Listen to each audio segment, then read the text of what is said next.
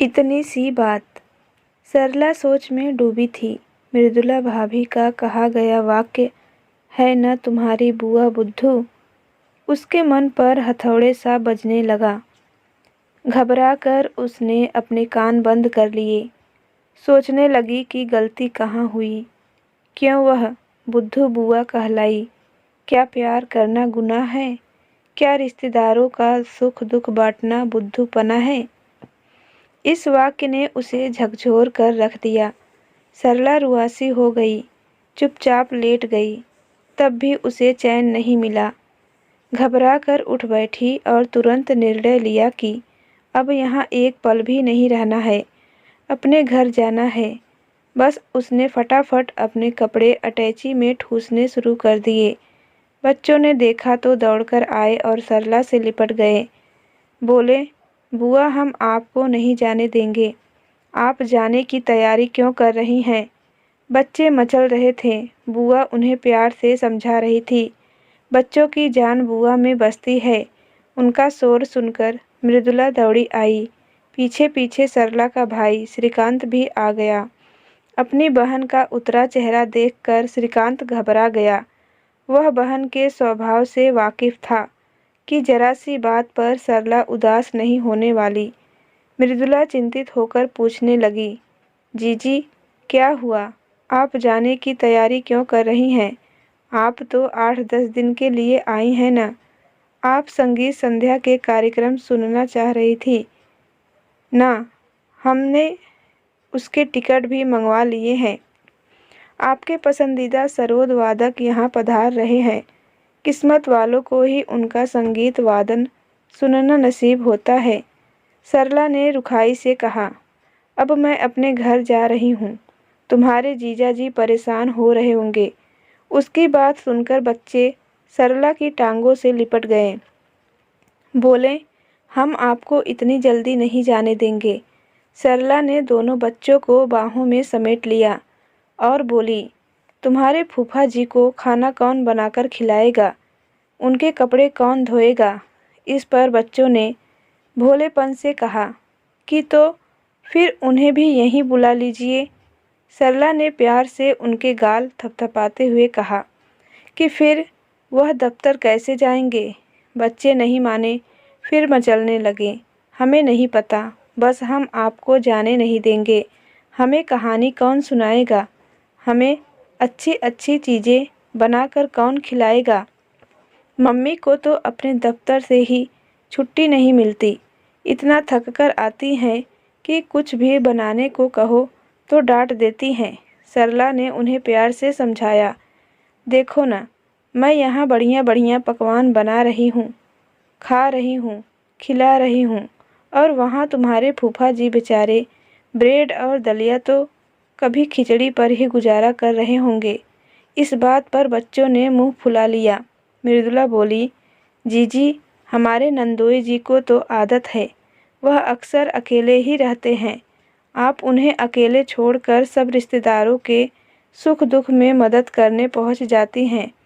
आप कितनी अच्छी हैं जीजी, और जीजा जी भी कितने ग्रेट हैं कि आपको कहीं भी आने जाने से रोकते नहीं हैं। सरला अंदर से भरी बैठी थी।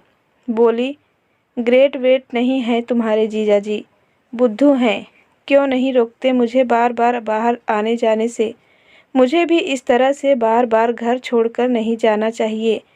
मैं भी तुम सबके अंधे मोह में डूबी रहती हूँ। बस किसी का भी फ़ोन या पत्र आए मैं चल पड़ती हूँ।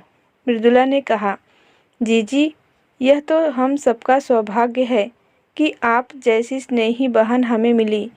मैं कैसे भूल सकती हूँ जीजी, जब मेरे यह जुड़वा रिक्की निक्कू हुए, आप कैसे घबरा कर दौड़ी आई थीं। उस समय हमें ऐसा लगा कि मानो हमें मसीहा मिल गया हो। हम सब ने बहुत तंग किया है आपको, हमेशा। नहीं मृदुला, ऐसा नहीं है। सरला भावुक हो गई। उस समय मेरा आना जरूरी था, मेरा कर्तव्य भी था। मैंने सोचा था कि मेरी माँ अकेले सब कैसे संभालेगी। भैया तो कुछ जानता ही नहीं, ऐसे में तो उसके हाथ पांव ठंडे हो जाते हैं। हाँ जीजी। श्रीकांत ने कुछ बोलने के लिए मुंह खोला ही था कि सरला बोली, नहीं भैया, आज पहले मुझे ही कह लेने दो। हाँ तो मृदुला, तुम्हारे बच्चों से निपटी तो छुटकी की चिट्ठी आ गई। उसने लिखा था, दीदी न तो मेरी सास है न ननद, बस आपका ही सहारा है। उसके घर जाना पड़ा। उसकी बिटिया 20 दिन की हो गई, तब मैं वहाँ से वापस लौट सकी। इसके बाद बड़ी दीदी का ऑपरेशन होना था। मैं वहाँ अपना फर्ज समझकर गई। इस तरह मैं बार बार कभी जेठानी के लिए तो कभी देवरानी के लिए, कभी बहन के लिए तो कभी माँ और भाई के लिए दौड़ती ही रही। बहन भाइयों से फुर्सत पाई तो अब अपने बच्चे दौड़ाते रहते हैं। सब मुझे सुलभ मानकर बुलाते रहें। मैं जाती रही। तुम्हारे जीजा जी भी मेरी हर जिद के आगे झुकते रहें। सरला ने लंबी सांस ली।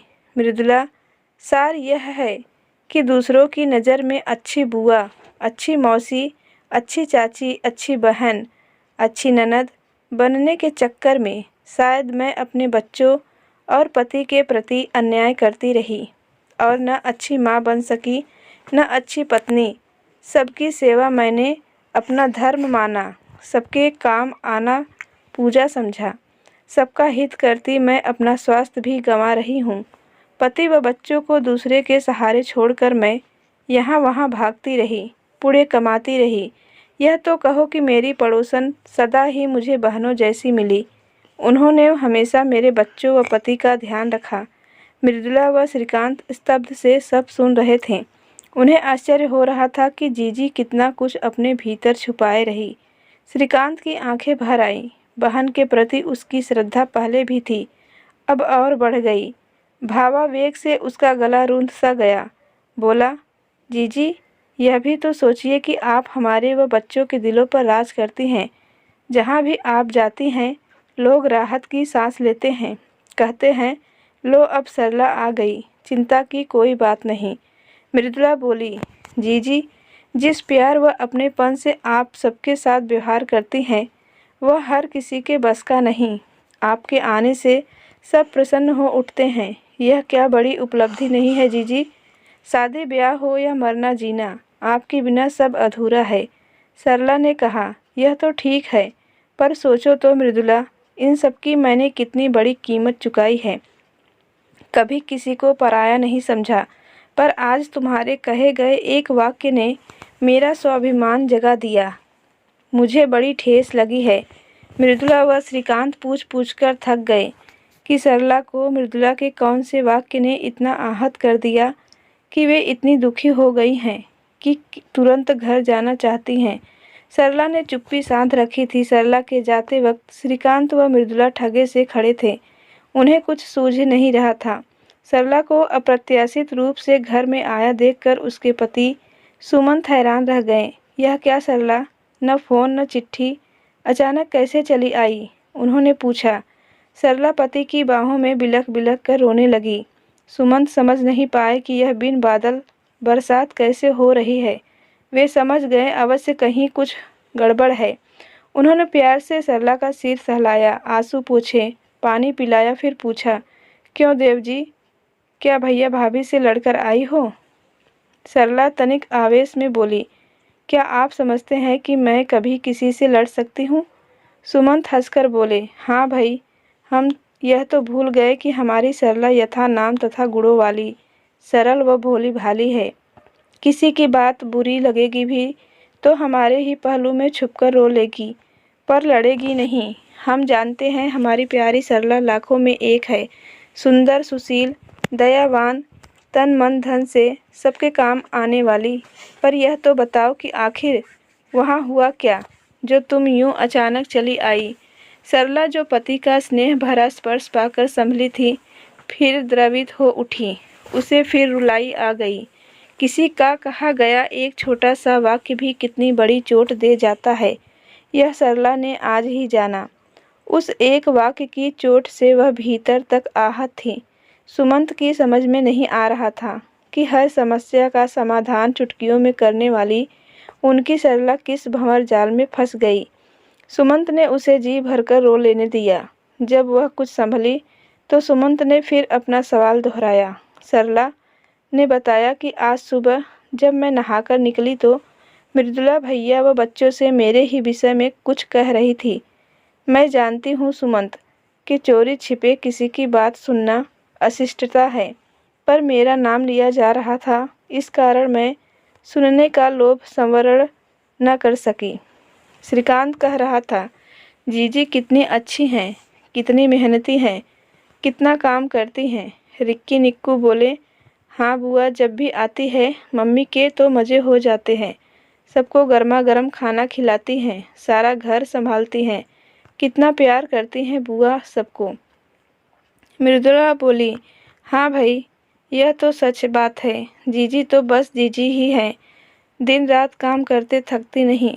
बस एक साड़ी और ढेर सारा प्यार दे दो तो तुम्हारी बुआ जान भी कुर्बान कर दे, है ना बुद्धू तुम्हारी बुआ।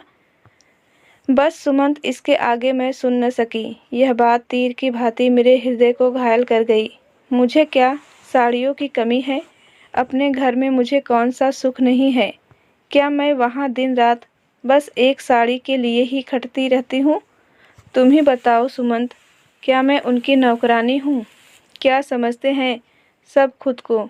सरला के आवेश पर ठंडे पानी सा छींटा मारते सुमंत ठठाकर हंस पड़े।